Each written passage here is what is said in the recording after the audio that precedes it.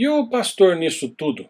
Porque se todo mundo está tendo que se envolver no evangelismo, no acompanhamento e no crescimento, no amadurecimento, o que faz o pastor? Obviamente aqui a gente tem que se fazer a seguinte pergunta: qual a visão que temos sobre o pastorado? Muita gente tem essa ideia de que o pastor deve ser em tempo parcial, e por isso que as igrejas não crescem, e por isso que muita igreja morre.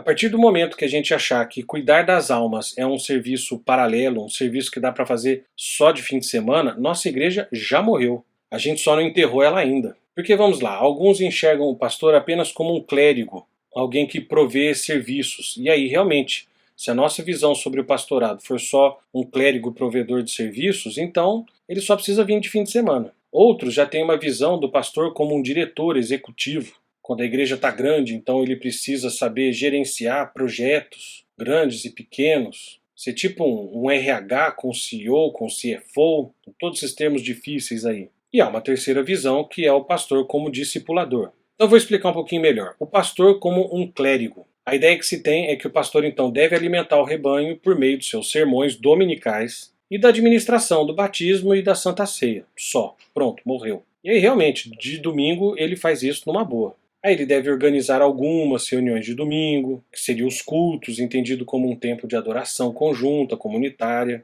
E aí ele realiza alguns cultos ocasionais para atender a diversos propósitos, como batismo, ceia, casamento, Páscoa, Natal, etc. E aí ele aconselha pessoalmente algum membro ou outro da congregação em algum momento de crise. E pronto, pastor clérigo só faz isso. E é isso que as pessoas pensam. Pastor para quê? Em tempo integral para quê? Como se o serviço pastoral fosse só isso.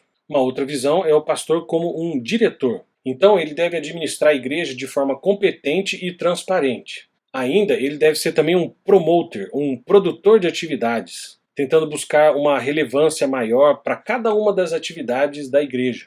Ele tem que dominar umas certas técnicas de marketing, de gestão de pessoas, usar bem os recursos tecnológicos como lives, mídias sociais. E ainda deve cuidar dos recursos humanos, acompanhando e administrando cada um dos ministérios e departamentos da igreja. Ah, eu ia esquecendo, ele também tem que estar atento à documentação legal da igreja. E aqui permita-me fazer uma observação, uma justa observação. O conselho da nossa igreja é fenomenal. E eles são chamados pela nossa Constituição de presbíteros regentes. Quer dizer, eles assumem este papel de regência, coordenação e administração da igreja. E digo que é uma justa observação e que vem pela graça de Deus, pois são raros os casos de pastores que tenham essas habilidades tão claras, por conta da própria vocação e temperamento pastoral. Por isso eu deixo registrado aqui no nosso vídeo, no nosso texto, na nossa apostila, no nosso discipulado, que eu agradeço a Deus todos os dias pelo conselho dedicado e fiel que nós temos na nossa igreja.